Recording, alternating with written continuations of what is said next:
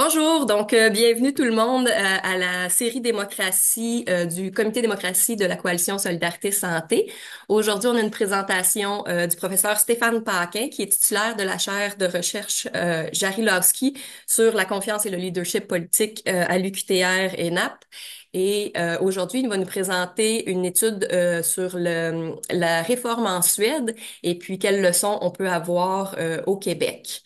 Nous avons aussi avoir accès à un PowerPoint qui pourra être distribué parmi les participants là, après la présentation. Donc, vous inquiétez pas. Si vous avez des questions, vous pouvez soit les écrire dans le chat si c'est une question technique. Sinon, je vous demanderai de les garder à la fin et il va y avoir une période de questions là, quand ce sera pas enregistré.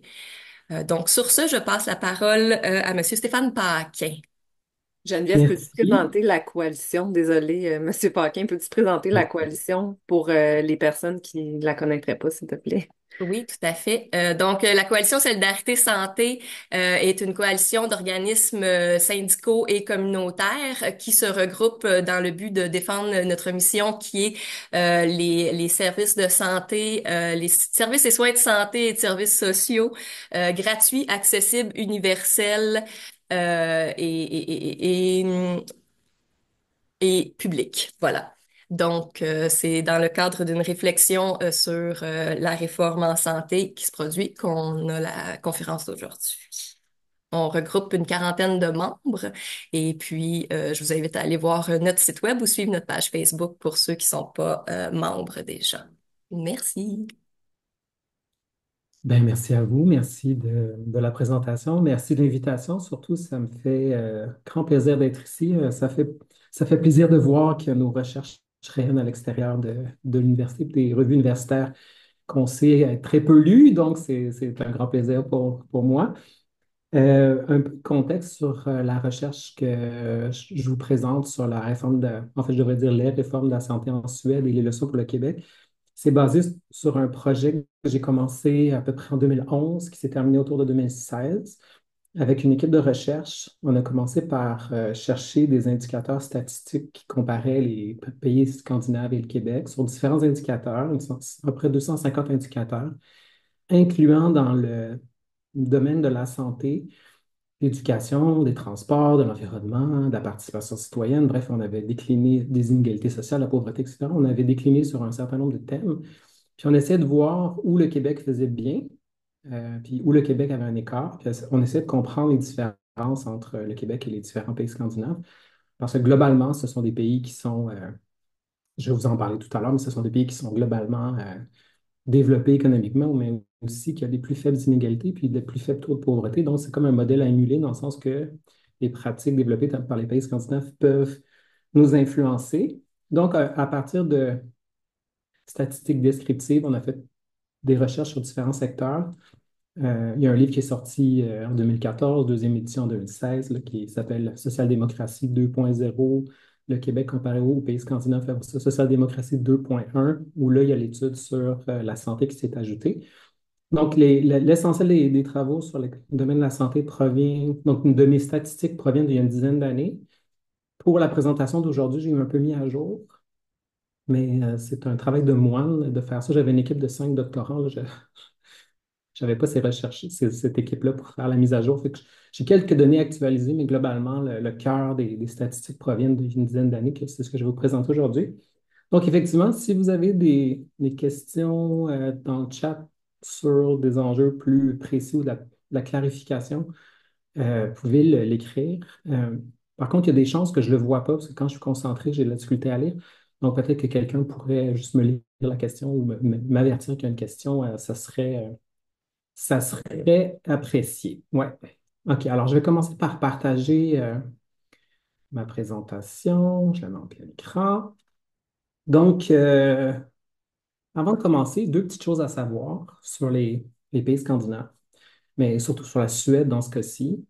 Premièrement, si on compare au Québec, au Canada, il faut savoir que la Suède a des taux de pauvreté beaucoup plus bas que le Québec.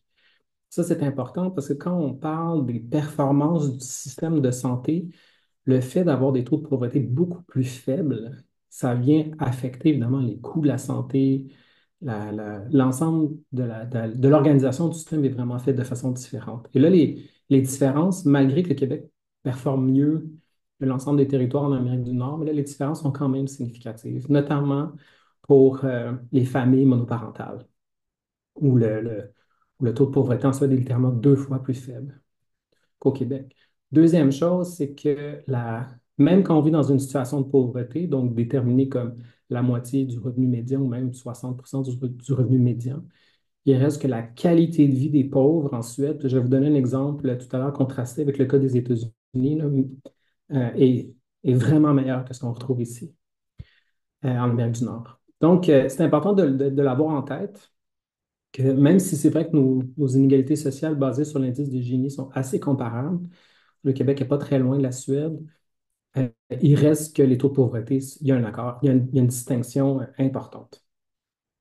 Deuxième chose qu'il faut savoir, dont la présentation fait très peu mention, c'est qu'il y a il y a un accent très important qui est mis en Suède sur la prévention. Donc, en politique sociale, on parle souvent de la redistribution puis la prédistribution. Dans le domaine de la santé, c'est un peu la même chose.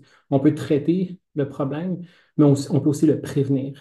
Et donc, dans le cas de la Suède, il y a énormément de politiques multisectorielles visant à améliorer les déterminants de la santé, dont la cigarette, l'alimentation et le sport. Donc, on cherche à faire en sorte que la population soit globalement en meilleure santé. Puis, il y a un certain nombre d'indices qui nous laissent penser que ça fonctionne. En fait, c'est plus important qu'ici.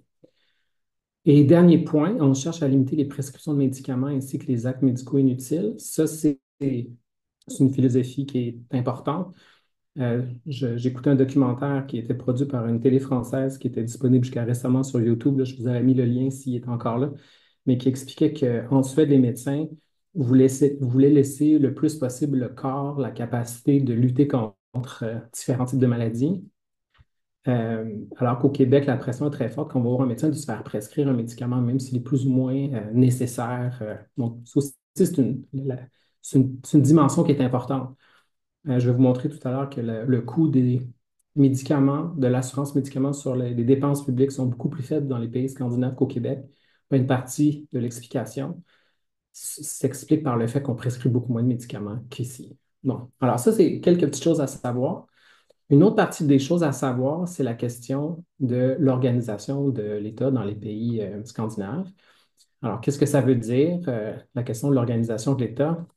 C'est que la façon dont est structuré le gouvernement, euh, il y a des différences notables avec le Canada. Tu sais, le Canada est un pays fédéral, il y a une partie de la législation qui est canadienne, la loi canadienne sur la santé notamment, une partie du financement puis de l'organisation est provinciale et une partie est régionalisée dans différentes institutions du secteur public.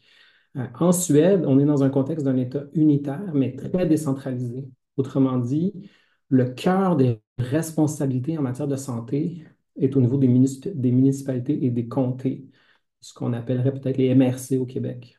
Donc, le système est beaucoup plus décentralisé qu'ici, où il y a une forte concentration des pouvoirs, autrefois au ministère de la Santé, maintenant dans l'Agence Santé Québec, là, qui va contrôler l'ensemble des opérations. Donc, ça, c'est une autre chose à savoir, c'est que la bureaucratie qui entoure le système de la santé est beaucoup plus faible, beaucoup plus petite en Suède. Euh, et deuxième point, euh, il y a une séparation entre les ministères qui sont basés donc à la capitale, à Stockholm, qui prennent les grandes décisions en matière de santé et les agences indépendantes qui mettent les politiques publiques en œuvre. Autrement dit, en Suède, il y a il y a une séparation entre les ministères qui pensent aux politiques, qui déterminent les budgets puis le grand cadre opératoire de la politique, puis l'opérateur, celui qui le met en œuvre. La réforme qu'on va appeler la réforme du B vise à créer un système qui s'apparente un peu plus à ce qu'on voit en Suède, malgré une très forte centralisation du processus dans l'Agence Santé Québec. Donc, ça en Suède, contrairement à ce qu'on peut penser, là, c'est pas arrivé avec le nouveau management public ou la nouvelle façon de gérer l'État dans les années 80-90. C'est un phénomène qui existe depuis très longtemps. C'est pas, c'est souvent cité en exemple dans la littérature en administration publique comme étant la quintessence d'un cas de nouveau management public. Mais dans la pratique, ça a toujours été comme ça. Ils n'ont pas fait de réforme spécifique pour y arriver. Ça fait plus de 200 ans que l'État suédois est structuré de cette façon. Et ça s'est accentué dans les dernières années. Un des changements que ça apporte, c'est que quand un hôpital ou une municipalité euh, a une crise reliée au réseau de la santé, le ministre n'a pas le droit de s'ingérer dans le processus pour intervenir, comme le fait par exemple au Québec notre ministre de la Santé. C'est non éthique, c'est probablement même illégal de passer par-dessus la compétence d'une agence ou d'un comté ou d'une municipalité pour s'ingérer dans le processus décisionnel. Fait que ça, c'est très différent aussi du Québec où les ministres ont la réputation de donner des directives à des gestionnaires d'hôpitaux du réseau de la santé sur comment ils doivent faire leurs opérations. En Suède, il y a une séparation des rôles qui est très nette. OK. Alors, avant de commencer la présentation sur la réforme de la santé, juste quelques mots sur les performances économiques et sociales de la Suède. J'ai pris les chiffres juste avant la pandémie parce que les chiffres de la pandémie viennent fausser un peu des données. Il y a beaucoup d'études qui n'ont pas été mises à jour depuis 4 ou 5 ans. Mais un fait assez amusant, vous voyez à droite, il y a une image qui est écrit Why Sweden beats other countries at just about everything. C'est une étude du World Economic Forum qui est pas réputé pour être particulièrement tu sais, socialiste, là, en fait, ou très à gauche, là, c'est même plutôt le contraire. Mais ils ont fait un document qui a ce titre, puis qui fait la synthèse de tous les performances assez incroyables où la Suède est tout le temps dans les meilleurs. Et là, je vous en sors quelques, en fois dans le classement économique et dans le classement social. Et là, je vous donne quelques exemples de ce qui est mis de l'avant. Par exemple, la Suède est numéro 2 au monde pour Best Country for Business. Le Canada est sixième. C'est un classement qui est fait sur 161 pays et 11 indicateurs. Selon le Global Competitiveness Report, la Suède est sixième sur 138 avec un marché du travail très dynamique, un taux d'emploi féminin qui est exceptionnel. Là-dessus, je pourrais même dire que avec le Québec, parce que le Québec même maintenant bat la Suède sur le taux d'emploi féminin. La Suède est le premier pays de l'Union européenne, des 27 pays de l'Union européenne en recherche et en innovation. Donc, bref, pour dire les choses simplement, la Suède est économiquement un pays très avancé pour, dans les classements internationaux, et tout ça avec une population de seulement 10 millions d'habitants et des poussières.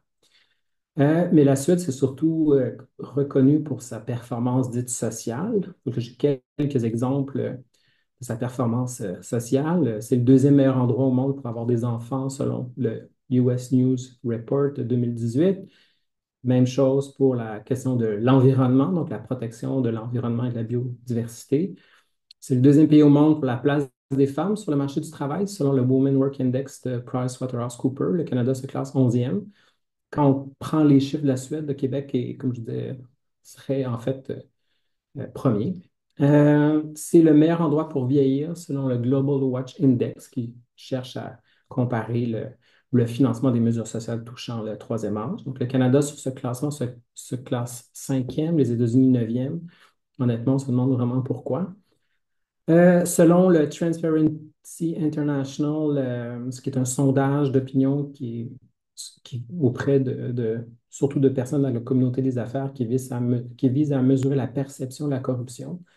La Suède se classe le quatrième pays au monde. Les trois autres premières places sont par d'autres pays nordiques ou scandinaves. La Suède a la meilleure réputation au monde selon le Country Rep Track Reputation Ranking, là, sur la réputation mondiale. Le Canada se classe très bien aussi, deuxième place. Et selon le World Happiness Report des Nations Unies, qui est une étude assez sérieuse qui vise à mesurer le bonheur, là, la Suède est septième sur 156 pays, puis les autres pays scandinaves sont typiquement dans les 10 premières places. Le Canada est toujours dans les 20 premiers, typiquement 15e ou 16e. Les États-Unis 16e, la Grande-Bretagne 17e. Donc, vous voyez un peu l'idée. Donc, les pays scandinaves se classent très, très bien. Pour qu'on saisisse un peu mieux le modèle scandinave ou le modèle nordique, là, parce que ça inclut des fois la Finlande, je vais faire quelques comparaisons statistiques entre ce qu'on appelle le modèle nordique puis le modèle dit libéral. Le modèle nordique, ce serait Suède, Finlande, Danemark. J'ai exclu la Norvège et l'Islande parce que l'Islande, c'est trop petit, là, c'est comme la région de Sherbrooke. Puis j'ai exclu la Norvège à cause des revenus pétroliers, c'est 30 des revenus de l'État. Et donc, ça vient fausser un peu les données. Et de toute façon, sur la plupart des indicateurs socio-économiques, la Norvège est un peu en retard par rapport aux autres. Probablement que la rente pétrolière les rend moins productifs. Donc, qu'est-ce qui caractérise la Suède, la Finlande et le Danemark? Premièrement, ce sont des États-providence qui sont très importants et ce sont des États-providence de type social-démocrate, donc de typiquement universel. Même s'il peut y avoir des tarifications pour un certain nombre de services, il reste que globalement, c'est universel. Ce ne sont pas des modèles d'État-providence conservateurs qui visent seulement, par exemple, les pauvres dans la société. L'ensemble de la société reçoit. Tout le monde paye, incluant les pauvres. Tout le monde est taxé, mais tout le monde reçoit. Donc, les plus pauvres en reçoivent beaucoup plus, ce qui vient corriger les inégalités sociales et la pauvreté. C'est important, c'est le contexte dans lequel opère l'ensemble de ces réseaux de santé. Ce sont des économies dites libérales. Autrement dit, ce sont des économies qui ne sont pas très protectionnistes. Ce sont des pays qui sont typiquement petits en termes de population, bon, entre 5 et 6 millions jusqu'à 10 millions pour la Suède. Et la seule façon d'avoir des économies aussi développées, c'est d'exporter sur les marchés internationaux une partie de notre production. Et donc, ce sont des économies qui sont très ouvertes en termes d'exportation sur le PIB. Ça correspond à peu près à la moitié de leur économie, ce qui est un peu plus que le Québec, mais le Québec est quand même à 45. Donc le Québec fait aussi partie des territoires très mondialisés. Évidemment, là, c'est si on calcule que, si on fait l'hypothèse que le Québec est un pays, là, puis qu'il l'exporte dans le reste du Canada, c'est 45 de son PIB. Ce sont des pays aussi où les diverses formes de taxation sont très élevées, donc beaucoup plus qu'ailleurs. Ce sont parmi les pays les plus élevés, où la taxation est plus élevée au monde, avec des pays comme la France, qui est maintenant le numéro un, puis l'Italie, qui est aussi très taxée. Je vais vous donner des chiffres comparés tout à l'heure pour que vous puissiez voir un peu ce que ça veut dire. Ce sont des pays aussi où les taux de syndicalisation sont très élevés. Parmi les plus hauts au monde, ce sont des pays où les taux de syndicalisation ont globalement un peu baissé depuis les années 90. Je vais vous montrer les chiffres tout à l'heure, mais globalement, même malgré cette baisse, ça reste beaucoup plus élevé que dans les pays libéraux ou qu'en France ou qu'en Allemagne ou qu'en Italie. Ce sont des taux extrêmement élevés. Ce sont des pays qui ont des mesures beaucoup plus fortes pour la protection de l'environnement, la protection de la biodiversité, la décarbonisation des économies. Et ce sont les pays aussi des mesures d'égalité entre les hommes et les femmes et l'inclusion envers les différentes communautés les plus fortes. Donc, ce sont des pays qui ont des régimes de garderie publique depuis les années 70, dans le cas de la Suède, des congés parentaux, généreux, parfois moins généreux qu'au Québec, mais par rapport à la moyenne des pays et de l'OCDE, très généreux. Et ce sont des pays où il y a des mesures d'équité salariale, comme on en connaît au Québec depuis aussi assez longtemps. Si je compare avec l'autre modèle, qui est le modèle libéral, que plusieurs personnes mettent de l'avant, alors là, j'ai sélectionné juste trois pays, États-Unis, Grande-Bretagne et Canada. Le Canada, évidemment, ça inclut le Québec. Moi, j'ai écrit un livre pour expliquer que le Québec, à mon avis, ne faisait pas partie du régime libéral canadien. Le Québec avait un cas qui se rapproche plus de la social-démocratie des pays scandinaves. Mais pour l'exercice, j'ai mis justement les chiffres du Canada. Donc, c'est quoi la distinction entre un modèle social-démocrate scandinave et un modèle libéral? Bon, typiquement, on laisse plus de place à un marché régulateur. Donc, c'est une société qui est moins structurée par l'action de l'État. Donc, il y a moins d'États qui cherchent à corriger les défaillances du marché, par exemple. Puis donc, c'est plus la demande qui va structurer les politiques. L'État est plus un facilitateur, un accompagnateur que, que, alors que dans les pays scandinaves, c'est beaucoup plus structuré. Ce sont des pays qui se démarquent par des taux de taxation beaucoup plus faibles. Je vais vous montrer dans une seconde, là, très rapidement, les chiffres, là. Les niveaux de taxation dans les pays scandinaves sont vraiment beaucoup plus bas que ce qu'on retrouve dans les pays libéraux que dans les pays scandinaves. Ce sont des pays qui ont aussi des très petits États-providence. Si vous regardez, par exemple, bon, les États-Unis, la Grande-Bretagne, c'est assez reconnu, mais ce que les gens savent moins, c'est que les dépenses sociales du Canada sont en financement, d'après les chiffres de l'OCDE, moins élevé qu'aux États-Unis. Donc, autrement dit, l'État-providence américain, qui est vraiment très défaillant, euh, euh, coûte globalement plus cher sur le PIB américain que l'État-providence canadien. Alors, c'est pour ça que je vous disais tout à l'heure que le Québec se démarque. Le Québec en État-providence qui tend à devenir plus proche de ce qu'on voit en Europe, alors que le modèle canadien est typiquement plus faible que ce qu'on voit aux États-Unis. Les pays libéraux sont aussi des pays beaucoup moins syndiqués, en fort déclin aussi, la syndicalisation. Ce n'est pas le cas au Québec où c'est plutôt stable, mais quand vous regardez le taux de syndicalisation, Grande-Bretagne, États-Unis, Canada, c'est un effondrement de plus de 50 depuis les années 80.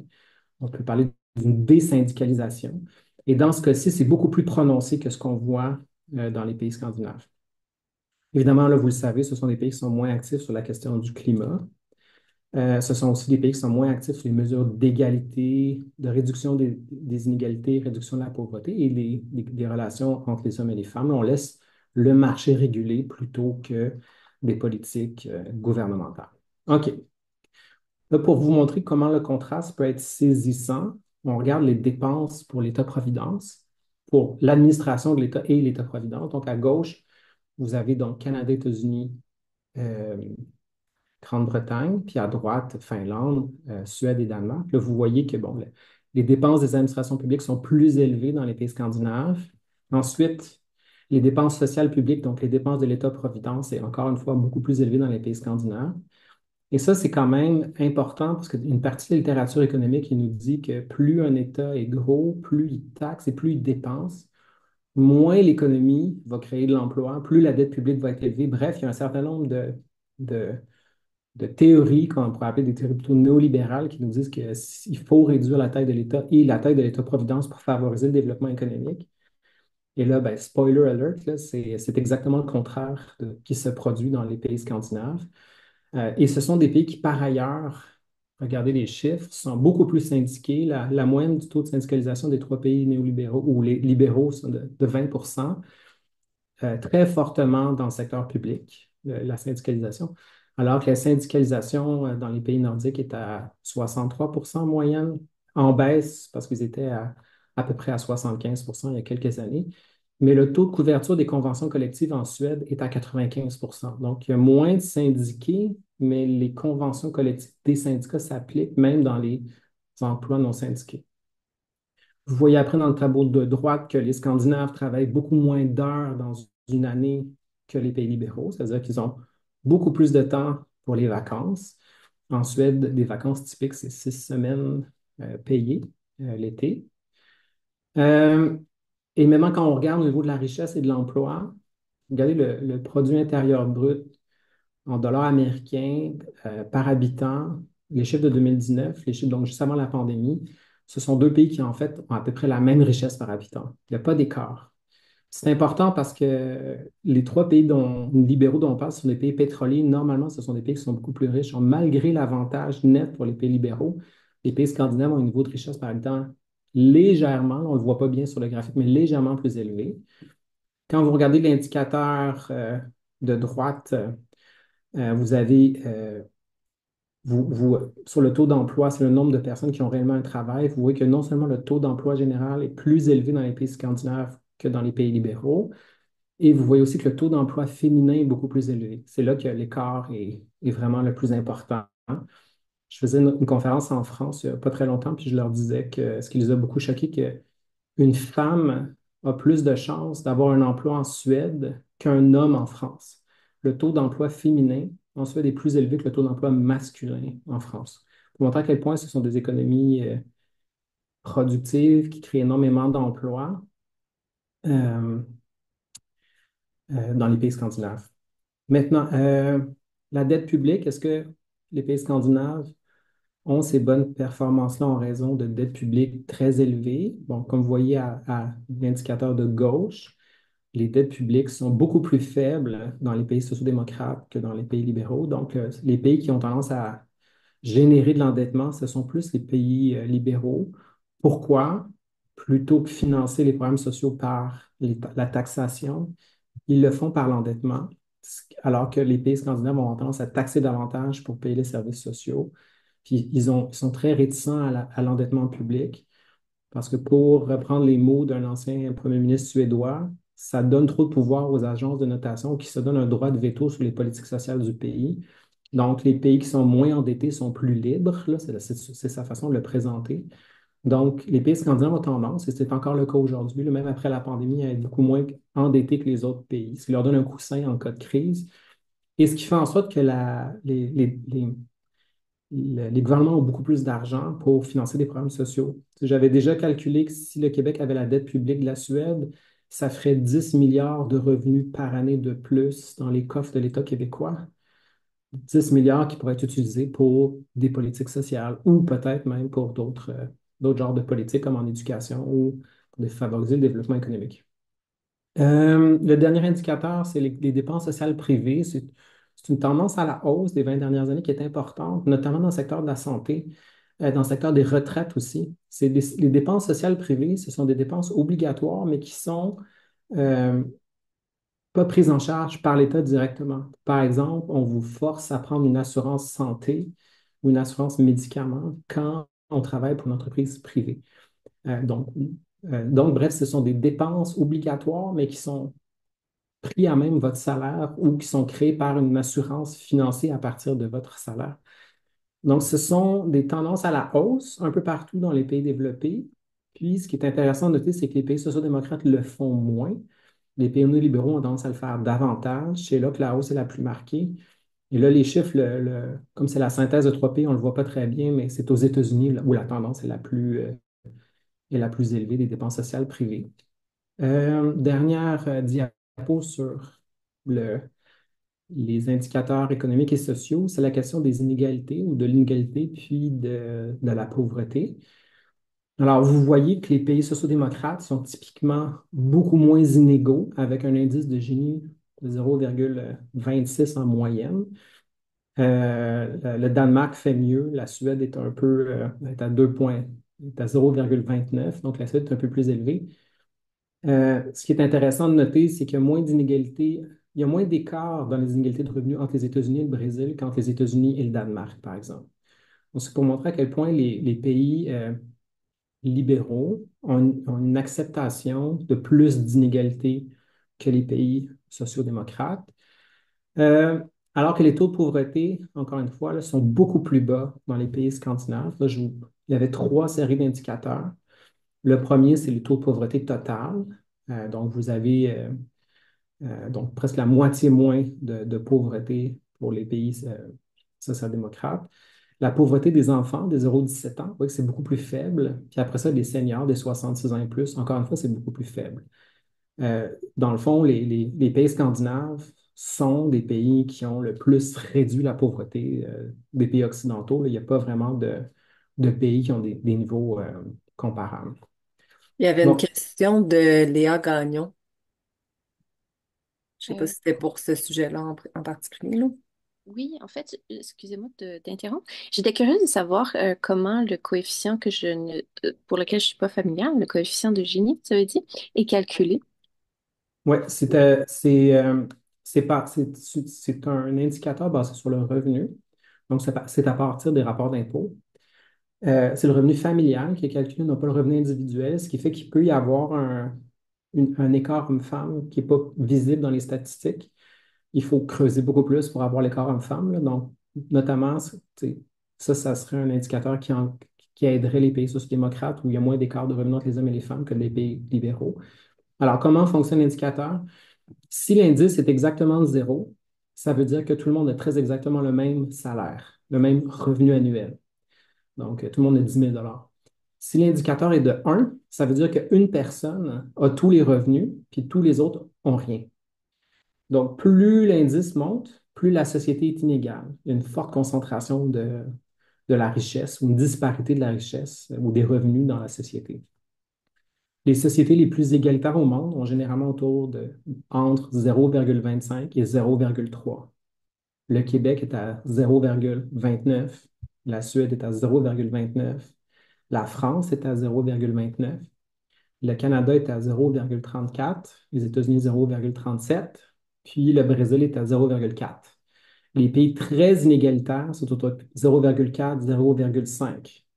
Il n'y a pas de pays beaucoup plus haut que ça. Donc, c'est la façon de le mesurer. Donc, dans les... Bon, ça, c'est la première chose. Deuxième chose, si par exemple, maintenant, Bill Gates se joignait à notre rencontre, on vivrait une augmentation massive des inégalités. Là. L'indice de Gini de notre groupe serait probablement autour de 1, 0,98 peut-être. Mais ça ne ferait pas augmenter la pauvreté. Vous comprenez que ce n'est pas parce qu'il y a, il y a pas de lien mécanique entre les inégalités et la pauvreté. La pauvreté, ici, c'est mesuré de ceux qui ont moins de 50% du revenu médian. Donc, on prend le revenu qui est exactement au milieu de la tranche de revenus là, d'une société. Puis après ça, on divise par deux. Ceux qui sont en dessous sont vus comme étant pauvres. C'est un indice qui est problématique, mais qui est très facile à calculer, mais qui est problématique. Pourquoi? Parce qu'il va toujours avoir énormément de pauvreté dans une société, même si la condition réelle d'existence des gens s'améliore. Je vais vous l'expliquer avec l'exemple que je vais vous donner juste après, là. La signification de ce que veut dire être pauvre dans les pays scandinaves, au Québec puis aux États-Unis est très différente. Et d'ailleurs, c'est pour ça qu'au Canada puis dans certains autres pays, on fait à chaque X nombre d'années une autre mesure de la pauvreté qui s'appelle la mesure du taux du panier d'épicerie ou du panier de consommation. C'est-à-dire qu'on essaye de déterminer quel est le revenu qu'on doit avoir dans une province ou mieux dans une ville pour être à peu près sur la ligne de la pauvreté. De mémoire, là, à Montréal, un couple seul, c'est 23 000 Avec enfants, ça augmente de 5 000 à 6 000. Donc, si vous faites moins de 29 000 par année, vous êtes considéré comme pauvre à Montréal. Mais avec ce même revenu, ça se peut qu'en Gaspésie, vous ne soyez pas considéré comme pauvre. Vous voyez un peu l'idée. Je ne sais pas si ça répond à votre question, mais je vais vous l'expliciter justement avec l'exemple Oui, que je vais vous, merci. que je vais vous donner maintenant sur la question de la pauvreté comparée. Ça vient d'une étude qui a été faite par un Américain. Fait, je l'ai gardé comme ça parce que le contraste est énorme entre un pays libéral et un pays euh, social-démocrate. Imaginez, dans le cas de l'article dont on nous parlait, c'est un journaliste du New York Times, en fait, qui est allé voir un réfugié à Copenhague puis un réfugié à New York. Les deux travaillaient chez McDonald's, OK? Alors, il comparait la pauvreté comparée des deux. Alors, celui qui travaille à New York faisait 7,25 bon, en dollars américains, alors que son collègue, je l'appelais collègue au Danemark, faisait l'équivalent de 30 de l'heure après redistribution de l'État. Alors ça, c'est important de comprendre. Dans les pays scandinaves, il n'y a pas de salaire minimum. C'est pas comme aux États-Unis, c'est pas comme au Canada. Ce sont des conventions collectives syndicales qui déterminent le salaire.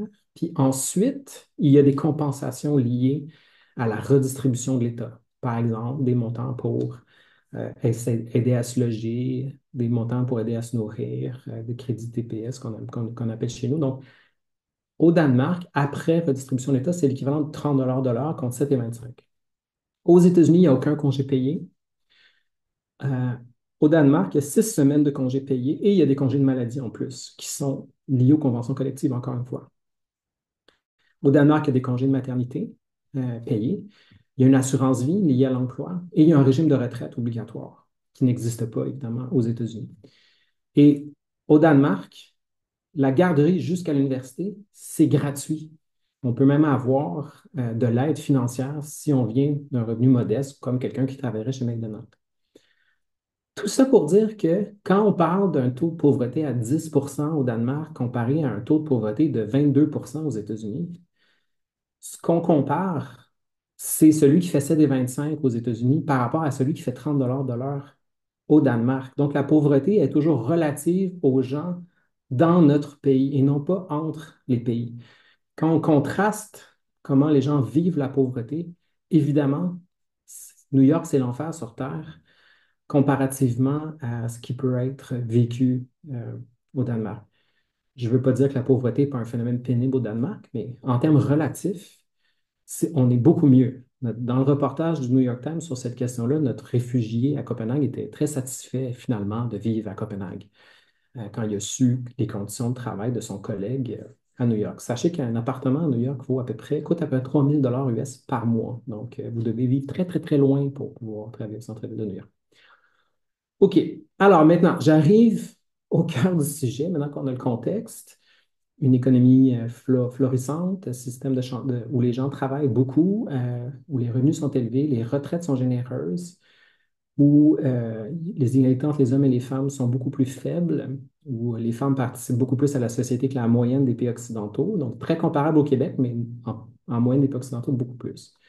Alors maintenant, comment fonctionne le système de santé, puis quels sont les points de comparaison avec le Québec? Alors, dans l'étude que j'avais faite, je vous disais, il y a une dizaine d'années, j'arrivais à la conclusion que le Québec, bon, petit point méthodologique, dans les indices internationaux, on parle du système de santé du Canada. Alors évidemment, le système de santé du Canada, c'est la moyenne des 10 provinces et des deux territoires, donc ça fait des chiffres qui sont parfois un peu étonnants à comparer. Mais globalement, quand on prend la moyenne des chiffres du Canada, plus les chiffres qu'on a réussi à trouver spécifiquement pour le Québec, puis on compare aux trois pays scandinaves dont je vous ai parlé, on est arrivé à la conclusion, on était cinq à arriver à la conclusion, que le Québec fait globalement mieux que le Danemark, mieux que la Finlande, mais moins bien que la Suède. Puis là, c'est basé sur beaucoup d'indicateurs, mais aussi un peu, il y a un peu, disons qu'il y a une part de subjectivité là-dedans. On préfère la façon dont le système fonctionne en Suède, fait qu'on lui donne un avantage. Mais c'est vrai que de nombreux indices synthétiques qui font la synthèse de toutes les recherches, comme celui de l'Organisation mondiale de la santé, le Conference Board du Canada, des études aussi de London School of Economics sur la performance des systèmes de santé, bon, mettent toujours la Suède dans les premiers au monde. Le Canada aussi est dans les premiers au monde. L'écart n'est pas si énorme que ça. Dans une des très grosses études qu'a fait le CDE sur la question en 2008, sur une étude de 700-800 pages avec plein de graphiques, de statistiques, globalement, on arrive à la conclusion que la situation est mieux en Suède, mais légèrement mieux. Mais il y a deux choses où c'est clair qu'ils sont plus forts que nous. Leur système leur coûte moins cher en pourcentage de la taille de leur économie et en dépenses de santé par habitant. Donc, en dépenses de santé par habitant, mes chiffres sont de 2012. Malheureusement, je n'ai pas trouvé les chiffres récents. Mais si en 2012, le Québec dépensait comme la Suède, on aurait épargné 8,5 milliards de dollars US par année, donc quoi, 11 ou 12 milliards de dollars canadiens sur le budget de la santé, ce qui est énorme. Là. C'est comme tout le budget de l'éducation qu'on aurait épargné en coûts de santé. J'ai regardé les chiffres de 2022. Les dépenses de santé du PIB, c'est 10,7 en Suède, contre 12,2 du PIB au Québec. Donc, 2 points de PIB d'écart, c'est quand même aussi excessivement significatif. Donc, système qui globalement donne des bons résultats, qui est mieux structuré, il y a moins de temps d'attente, il y a moins de laissés pour compte, puis il coûte moins cher. Donc là, il y a quelque chose à réfléchir. Euh, alors, quand on se compare, un certain nombre de données statistiques pour comprendre qu'est-ce qui fait le cœur de la différence, puis la raison pour laquelle je pense que les chiffres de 2012 sont quand même assez bons, c'est que pour arriver au résultat de la Suède, il faudrait former beaucoup de médecins et beaucoup d'infirmières. Puis ça prend 10 ans. Donc, globalement, les chiffres de 2012 sont encore significatifs. Donc, première grande constatation, je vais vous donner les preuves statistiques tout à l'heure, là. Ils ont moins de privés que nous. Alors, si votre groupement veut un système public, ben, sachez que quand l'Institut économique de Montréal a sorti une étude, il y a peut-être une dizaine d'années, qui disait qu'il fallait s'inspirer de la Suède parce qu'il s'inspirait des pratiques du privé, puis que c'était l'introduction du privé dans le réseau de la santé, c'est plus ou moins exact. Ça dépend vraiment qu'est-ce qu'on veut dire par le privé en santé. Le financement public, en 2012, était à 30,7 contre 18,7 en Suède. Donc, il y a un écart encore très favorable à la Suède. Dans d'autres statistiques, ils ont plus de médecins par 1000 habitants que nous. Donc, on est à 3, la Suède est à 4,2. C'est quand même c'est quand même presque quoi, 40 d'écart. C'est quand même très significatif. Ils ont plus d'infirmières par 1000 habitants que nous. Pas tout à fait le double, mais quand même. C'est 6,9 contre 11 en Suède en 2012. Ils contrôlent globalement mieux les dépenses que nous, surtout pour la question du médicament. Là, les chiffres datent un peu. C'est 2008, c'est des chiffres qui sont vraiment pas faciles à obtenir. ou à calculer. Donc, c'était 775 US par personne contre 457 pour la Suède. Puis la croissance des dépenses annuelles sur une période de 8 ans, c'était 5,5 au Québec contre 3,65 en Suède. Alors ça, c'est prodigieux, là, donc, une des raisons qui explique l'écart entre les deux, je n'ai pas creusé très loin, mais ça me semble évident, c'est qu'eux, ils ont un régime d'assurance seulement public. Ils n'ont pas de concurrence privée-publique. Puis, ils font du regroupement d'achat de médicaments avec les autres pays scandinaves, donc ils ont plus de poids. Puis, dernier point, ils produisent eux-mêmes beaucoup de génériques. Donc, ils payent des médicaments génériques. Et finalement, l'explication que je donnais au tout début, c'est qu'ils prescrivent beaucoup moins de médicaments que nous. Alors, tout ça mis ensemble a pour effet que c'est statistiquement significatif. C'est une performance qui est exceptionnelle. Pourquoi? Les Scandinaves sont globalement plus âgés, une structure d'âge plus âgée que la nôtre. Les 65 ans et plus en Suède, c'est plus que 19 de la population, contre 9,4 au Québec. Donc, c'est carrément le double des personnes âgées que nous. Pourquoi c'est important? C'est que le coût des soins de santé au Québec, les dernières années de la vie sont très chères. Tu sais, les soins pour les personnes âgées sont là où l'essentiel du financement va dans le réseau de la santé.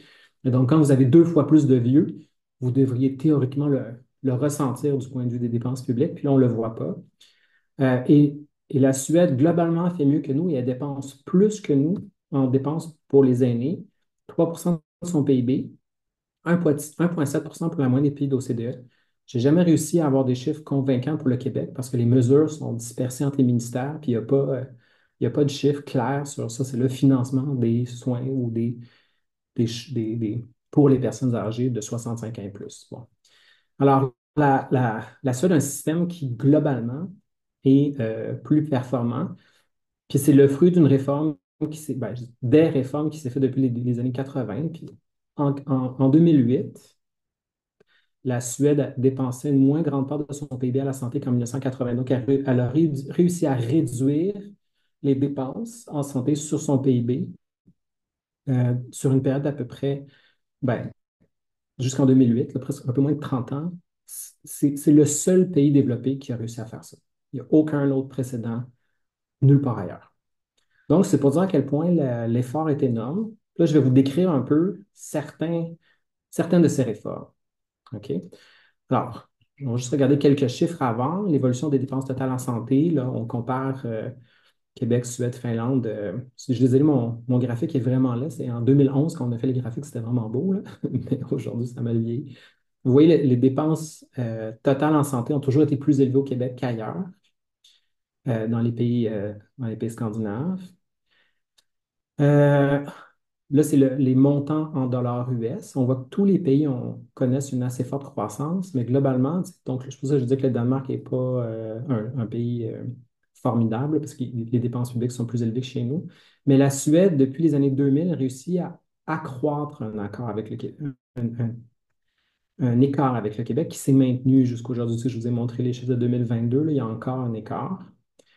Les dépenses pharmaceutiques. Donc, on voit que le Québec, depuis la création de l'assurance médicaments, a vu ses dépenses santé, là, on le voit à partir de 97-98, là, augmenter de façon importante, alors que les pays scandinaves ont réussi les, les maintenir, même dans le cas de la Suède, de diminuer, notamment par des politiques visant à limiter le nombre de prescriptions de médicaments dits superflus.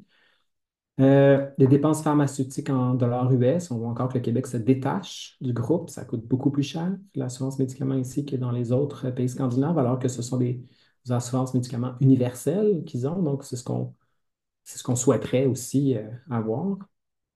Là, ici, part du public dans les dépenses totales en santé. Alors, ça, c'est ceux qui nous disent c'est par l'introduction massive du privé qu'ils ont réussi à améliorer leur performance. On voit qu'il y a quand même une introduction du privé. Là, on le voit dans le cas de la Suède, la ligne verte, là, quand même, là, surtout la réforme du début des années 2000. On ne le voit pas au Danemark, au contraire. Puis on le voit aussi dans le cas de la Finlande, où c'est assez important. Alors que le Québec est, lui, sur une tendance, pas très haussière, mais quand même, de 75 à 71 ça fait une différence. Euh, OK, maintenant, Je reviens là, je prends un pas de recul. On a les chiffres comparés larges. Comment font-ils pour gérer leur système de santé en Suède? Comment le système est-il organisé? Donc, c'est un système à 3 niveaux. Et ça, là, c'est très, très, très différent de chez nous. Premièrement, c'est qu'au niveau national, il y a effectivement un ministère de la Santé et des Affaires sociales qui n'a que 200 fonctionnaires. Donc, c'est une petite fraction de notre ancien ministère de la Santé ou de l'Agence de la santé actuelle. C'est une très petite équipe. C'est une très petite équipe qui n'est pas dans l'opérationnel, mais qui est plutôt dans l'appui de l'exécutif. Donc, ils appuient le gouvernement pour développer les politiques publiques dans le système de santé. Donc, ils fixent des orientations, les budgets, et ce n'est pas une gigantesque bureaucratie qui contrôle les établissements. Dans le réseau au ministère de la Santé en Suède, il y a beaucoup de docteurs en, en santé publique, en financement de la santé. C'est plus des penseurs que des opérationnels. Il n'y a pas d'agence de ministère national qui gère le réseau de la santé. Tout ça est décentralisé dans 21 comtés. Donc, c'est des comtés, c'est comme une région administrative suédoise pour fournir et organiser les soins de santé sur le territoire depuis la réforme de 82. Donc, en 82, on a pris les agences de santé au niveau national, on les a décentralisées au niveau des territoires.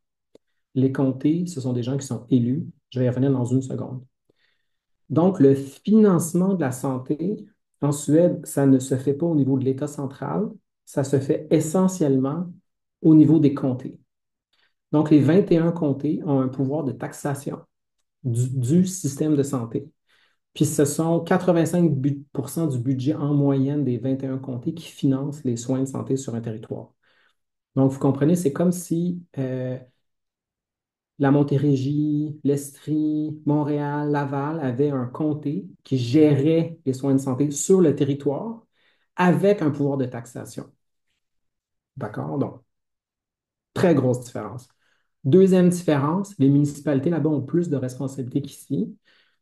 Elles ont des responsabilités dans le domaine des affaires sociales et de la santé qui leur sont dévolues et sont responsables de la taxation et de l'administration de ces soins de santé-là. Il faut savoir que les municipalités ont plus de responsabilités dans les pays, dans Suède que nos municipalités à nous. Puis on ne parle pas de toutes les municipalités, seulement les plus grosses qui gèrent euh, no- no- notamment les bâtiments comme un hôpital, c'est géré par la municipalité. Les écoles, les infrastructures publiques liées aux écoles et aux soins de santé, c'est géré par les municipalités. Ce n'est pas géré par les écoles elles-mêmes ou par le gouvernement national, c'est décentralisé au niveau des municipalités.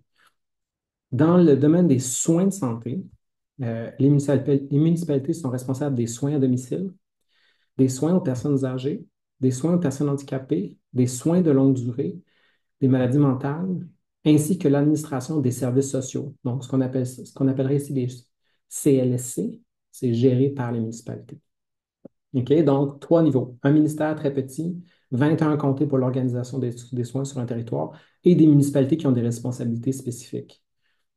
Tous ces gens-là sont évalués par des agences indépendantes. Les Scandinaves ont une culture de l'évaluation qui est très importante.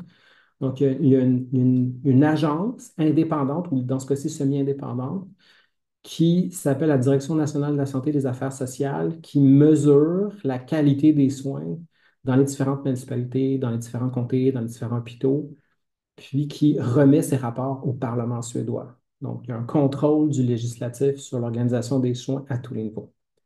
OK? Donc, ça, c'est passablement différent de ce qui se trouve ici. Alors, ça, c'est les 21 comtés que vous voyez sur la carte qui n'est pas très claire, je suis désolé. Alors, comment ça fonctionne? Donc, le système est décentralisé, incluant le financement. Pourquoi? Pour rapprocher les preneurs de décision, qui sont des élus, des patients et des citoyens. Donc, les gens qui travaillent pour des comtés, ce sont des élus, les élus régionaux, il y a aussi les élus municipaux. Pourquoi on a fait ça en 82? C'est qu'on pense que les élus sont plus attentifs à l'augmentation des impôts et à l'augmentation des listes d'attente qu'au niveau national. Donc, on pense que c'est une façon de limiter la hausse des coûts de santé. Et le fait de l'avoir régionalisé, ça fait en sorte que les régions sont un peu en compétition entre elles pour s'assurer d'être pas la région la moins bonne de tout le pays pour le financement des soins de santé ou celle qui coûte trop cher. Bon, bref, il y a une compétition entre les différentes régions de la Suède sur la question des taux de santé, des impôts locaux. Là, vous allez me dire, mais comment se fait-il que les Suédois vont voter pour les comtés, pour la gestion du système de santé, alors que nous, on a aboli nos commissions scolaires parce que personne n'allait voter? Ben, c'est parce que les élections se font en même temps que les élections nationales. Donc, toutes les élections nationales, les comtés, les municipalités se font en même temps. Et le taux de participation en 2022 était de 84 ce qui est plus que 20 points de pourcentage plus élevé qu'au Québec. Donc, la participation citoyenne et électorale est beaucoup plus forte dans les pays comme la Suède. Et donc, ça fait en sorte qu'il y a une forte légitimité des gens qui sont élus. Euh, donc, ça, c'est l'idée générale. Ensuite, on a mis sur pied un système qui responsabilise l'établissement avec la reddition de comptes, l'imputabilité, la transparence. Alors, je vais vous donner quelques exemples de ça, mais rappelez-vous ce que je vous disais au début, les politiciens ne peuvent pas faire pression sur les hôpitaux, sur la façon dont ils peuvent gérer leurs hôpitaux. Ce sont les gestionnaires d'hôpitaux et les comtés qui sont responsables. Donc, il n'y a pas d'ingérence politique nationale dans la gestion des listes d'attente, par exemple.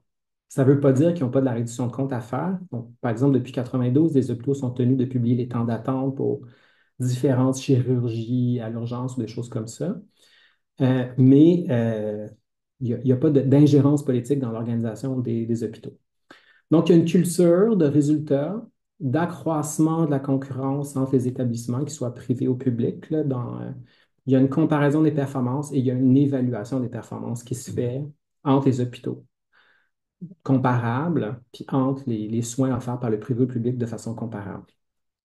Euh, Réforme dans l'organisation des soins. Là, je reviens à une autre des réformes importantes qui a été faite, un peu comme chez nous dans les années 90. Vous vous rappelez peut-être, pour l'avoir vécu ou ceux qui l'ont lu, le fameux virage ambulatoire des années 90. Alors, les Scandinaves ont fait ça aussi. Il y a eu une fermeture de 45 des lits d'hôpitaux. On a développé les soins à domicile en le confiant aux municipalités. Puis de nos jours, 7 personnes âgées sur 10 se font soigner chez elles. Je n'ai pas trouvé de chiffres fiables et comparables pour le cas du Québec, mais l'écart semble abyssal entre les deux. Et en 2005, il y avait 20 de personnel en moins dans le secteur de la santé, donc des infirmières et des médecins, qu'en 1990. Cela dit, il faut nuancer ça parce qu'ils en ont quand même beaucoup plus que nous dans le réseau de la santé.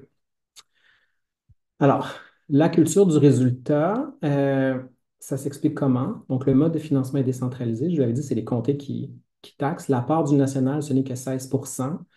Ce n'est plus selon le financement historique, mais en fonction des besoins et en fonction de la richesse des régions. Donc, il y a une certaine péréquation entre les régions du Nord qui sont plus pauvres et les régions autour de Stockholm qui sont plus dotées. Deuxièmement, on a revu le mode de rémunération des médecins en 1983. La réforme que chez nous, je pense qu'on ne serait jamais capable de faire, c'est celle-là. Là-bas, les médecins sont salariés. Ils ne sont pas des professionnels libéraux. Ils sont employés par les comtés. Il n'y a pas de convention collective nationale, donc il n'y a pas de grande négociation avec l'État suédois comme on en a au Québec. On négocie notre contrat de travail typiquement avec notre hôpital selon des paramètres fixés par les comtés. Donc, les médecins ne sont pas tous payés de la même façon, mais typiquement, quand vous regardez la rémunération des médecins, vous avez un graphique qui vient de l'Institut du Québec, là. Si vous cherchez la Suède, un médecin gagne à peu près, pour les chiffres de 2014 à 2017, à peu près 100 000 par année en Suède. Au Québec, c'est plus que le double, c'est 2,5 fois à peu près en moyenne, selon les chiffres de 2019. Donc, c'est un écart qui est énorme. On a aussi redéfini les compétences. Les infirmières, par exemple, ont beaucoup plus de responsabilités en Suède. Elles sont 2 fois plus nombreuses et elles ont beaucoup plus de responsabilités. Elles peuvent envoyer les patients directement en deuxième ligne. Elles peuvent prescrire certains médicaments, favoriser les renouvellements de médicaments existants. Le système est pensé pour que les médecins ne voient que les cas sérieux et que les médecins puissent passer plus de temps avec les cas sérieux plutôt que de les faire en série. Bon, un peu comme dans la logique d'une des réformes qu'on a fait au Québec, l'argent suit le patient. Ce que ça veut dire typiquement, c'est que quand vous êtes à Stockholm, vous devez aller à l'hôpital de votre comté. Si l'hôpital de votre comté n'est pas capable de vous soigner selon le temps prescrit par la loi, les gestionnaires de l'hôpital doivent vous envoyer dans un autre hôpital, puis payer vos frais à cet hôpital. Autrement dit, si un hôpital a de longues listes d'attente et non performant, il n'arrive pas à s'occuper des gens de son territoire, beaucoup d'argent de cet hôpital s'en va à l'extérieur pour soins, pour financer les autres hôpitaux qui vont accepter les patients. Donc, quand je vous dis que le système décentralisé, ça veut dire que les gestionnaires d'hôpitaux sont ceux qui gèrent leur budget, ils ont beaucoup d'autonomie sur la façon dont ils peuvent gérer leur argent, puis ils ont la capacité de changer les choses de l'intérieur pour répondre à un problème spécifique. Par exemple, s'il y a un problème sur des soins, en fait, des listes d'attente trop longues pour des soins particuliers. C'est un peu ça l'idée du système. Donc, il y a une forte autonomie des établissements, responsabilisation financière, les déficits sont interdits, il y a des comparaisons systématiques des performances rendues possibles grâce à l'informatisation du système qui existe depuis les années 90, création de divers registres, dont celui sur la qualité des soins, qui est parmi les plus développés des pays de l'OCDE. Et il y a un fonds pour les faibles listes d'attente depuis 2008. Alors ça, c'est une expérience assez intéressante. Si vous êtes un hôpital qui, tu sais, typiquement au Québec, si tu veux attirer l'attention du ministre, tu fais grossir ta liste d'attente, puis là, peut-être qu'il va y avoir, juste avant l'élection, une crise, puis là, on va peut-être vous donner un fonds particulier. Alors là-bas, ce qu'on a fait, c'est un fonds qui vise à récompenser les hôpitaux qui réussissent à faire fondre les listes d'attente. Donc on peut vous donner des primes ou des investissements ou de l'argent additionnel pour faire des projets particuliers pour votre hôpital depuis 2008. OK. La concurrence. Alors ça, c'est l'aspect qu'on pourrait appeler le privé en santé. Depuis 92, il y a une séparation entre l'acheteur de soins, donc les comtés, et les prestataires de soins, les hôpitaux. Donc, ce pas les mêmes qui font, tu sais, donc il n'y a pas d'intégration des deux au sein de la même structure. Donc, les comtés négocient avec les hôpitaux des contrats d'activité et de rémunération, le plus souvent sur le paiement à la pathologie, en anglais Diagnosis Related Group, selon les coûts des hôpitaux les plus productifs. Donc, l'Agence nationale d'évaluation des hôpitaux dit, ben, une chirurgie de telle nature, ça coûte environ tant. Ben là, les comtés disent, nous, on en a besoin de 25 000, on va les acheter à tel coût. Puis là, ils négocient avec les hôpitaux pour l'achat ou la vente de ces services-là, dans le fond. C'est un peu la logique du privé. Les fournisseurs de services, les hôpitaux et les professionnels de la santé concluent donc un contrat avec des objectifs, mais aussi des sanctions en cas de non-respect. Bon, ça, c'est le bout que les gens assimilent aux pratiques du privé, même si tout ça est de l'argent public et même si tout ça sont des acteurs du secteur public. OK? Alors maintenant, parlons du vrai privé en santé. Là, c'est littéralement une privatisation d'un hôpital. Qu'est-ce qui s'est passé en Suède? Dans les années 90, l'hôpital Saint-Görans de Stockholm a été vendu à une gestion privée en fait, c'est un fonds capitalisé. Donc, c'est l'équivalent d'un partenariat privé-public, dans le fond. C'est qu'on a privatisé un hôpital privé, on l'a vendu à une société privée, puis ensuite, l'hôpital a été loué à une entreprise privée pendant un certain nombre d'années en échange d'un entretien. C'était à l'époque où la mode des PPP était très, très, très élevée, là, quand Tony Blair était au pouvoir, puis même au Québec, on a essayé de faire la même chose avec, en fait, on a fait la même chose avec le CHUM notamment. Mais dès 2001, il y a eu un moratoire sur la privatisation. Donc, depuis ce temps-là, depuis 2001, il n'y a aucun autre hôpital qui a été vendu à une société privée sous forme d'un partenariat privé-public. Donc, ça n'existe plus. Cela étant dit, quand vous regardez les chiffres, il y a quand même en Suède 12% des soins de santé qui sont financés par le secteur privé. Et c'est vrai que l'assurance privée est en expansion en Suède. On est rendu à 700 000 personnes qui ont des assurances complémentaires, typiquement fournies par l'employeur. Alors, c'est quoi ce secteur privé-là? Alors, il y a des cliniques privées pour, par exemple, la chirurgie plastique, des chirurgies mineures, l'opération des yeux, qui sont des organismes privés à but lucratif, un peu comme au Québec. Ou bien, il y a des organisations, il y a beaucoup de cliniques privées dans l'organisation des soins à domicile pour les personnes âgées. Alors, c'est là que le cœur du privé est. Par exemple, la Croix-Rouge fait des services à domicile pour les personnes âgées en Suède. Il y a des organismes caritatifs ou des OSBL qui le font, mais il y a aussi des organismes privés à but lucratif qui le font. Alors, je pense que j'explique. Oui, c'est ça. Alors, c'est quoi, comment ça fonctionne dans le secteur municipal? Donc, les prestataires de soins sont privés. La municipalité doit les accréditer. Si une entreprise comme la Croix-Rouge est accréditée par la municipalité de Stockholm, elle va se retrouver sur une liste. La santé, les spécialistes de la santé de la municipalité vont aller voir une personne âgée, va évaluer ses besoins à la maison, puis après ça, elle va dire, vous avez le droit à tant d'heures de service par semaine, puis voici les listes des fournisseurs, vous pouvez choisir celui que vous voulez. Si vous voulez les, les, les soins d'une organisation privée, s'il y a des coûts additionnels, ils sont à vos frais. Il y a des organismes publics qui le font, il y a des organismes à but non lucratif qui le font, mais il y en a aussi des agences à but lucratif qui coûtent plus cher. Et c'est ça qui a explosé dans les dernières années. Donc, si vous êtes une personne âgée en Suède, par exemple, la municipalité vous dit que vous avez droit à 16 heures de soins par semaine. Ça signifie en clair que quelqu'un va venir faire votre ménage, quelqu'un va s'assurer que vous ayez de la nourriture, quelqu'un va venir prendre votre pression, une infirmière va se déplacer, un médecin va même se déplacer si c'est nécessaire. Donc, pour les personnes âgées, il n'y a pas de soins qui nécessiterait que la personne se déplace à l'urgence. Elle a accès à des soins à domicile. C'est ça qui est la plus grosse différence avec le Cas du Québec.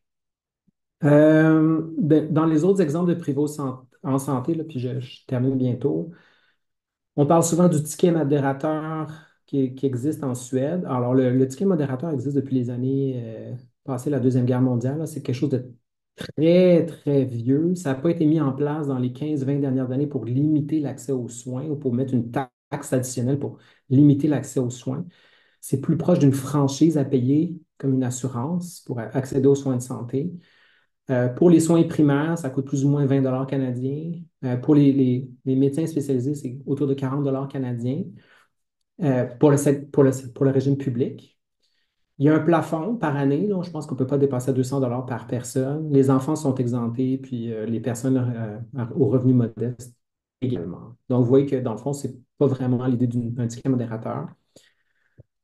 Puisque les médicaments et les soins dentaires sont couverts jusqu'à l'âge adulte, seulement 2 à 3 des Suédois, on estime, ont une assurance médicaments privée ou une assurance soins dentaires privée. C'est très rare, mais ça c'est en plein développement. Donc, en conclusion, alors par rapport au Québec, c'est un très gros contraste avec la réforme Barrette de l'époque. Je me rends compte que j'aurais pu prendre une photo plus actualisée, puisqu'il est beaucoup plus mince maintenant. La régime Barrette avait, dans le fond, extrêmement centralisé les pouvoirs, concentré les pouvoirs. On est très loin de la décentralisation à la suédoise, où les municipalités ont un rôle premier plan, tout comme les régions. Il y a un peu de Suède dans la réforme du B, euh, parce qu'on sert à diminuer l'ingérence politique dans la gestion des soins de santé. Mais il y a quand même une forte centralisation du système qui me laisse penser que les résultats de la réforme ne seront pas à la hauteur de ce que l'on vit en Suède. En Suède, je rappelle, le ministère n'est pas englué dans l'opérationnel, concentré sur les politiques plutôt que sur la gestion de crise. Le ministre ne s'ingère pas dans la gestion des hôpitaux. Il serait même interdit pour un ministre de chercher à résoudre une crise au sein d'un hôpital parce que les hôpitaux ont des PDG, des conseils d'administration, puis ils relèvent d'un comté. Alors, le ministre ne peut pas passer par-dessus toutes ces étapes. Euh, et donc, j'ai l'impression que globalement, en Suède, le système est mieux pensé, il y a une efficacité supérieure. Le système est informatisé depuis très longtemps. Il y a une évaluation indépendante des résultats par une agence qui est à l'extérieur du gouvernement, du paramètre du gouvernement. Il y a beaucoup de statistiques de qualité, il y a beaucoup de contrôle des coûts et il y a beaucoup d'efforts qui est mis sur la qualité des soins. Alors, c'est quand même des contrastes qu'on voit par rapport à ce qu'on vit au Québec. Voilà, je termine là-dessus. Et je suis prêt à vos questions. Alors, je vois qu'il y a déjà des questions dans le chat, mais je ne les ai pas vues. Ouais, je vais juste éteindre l'enregistrement. Merci beaucoup. Et puis, on va Oui. passer aux questions, puis je vais pouvoir regarder là, ce qu'il y a dans le chat pour vous, si vous voulez.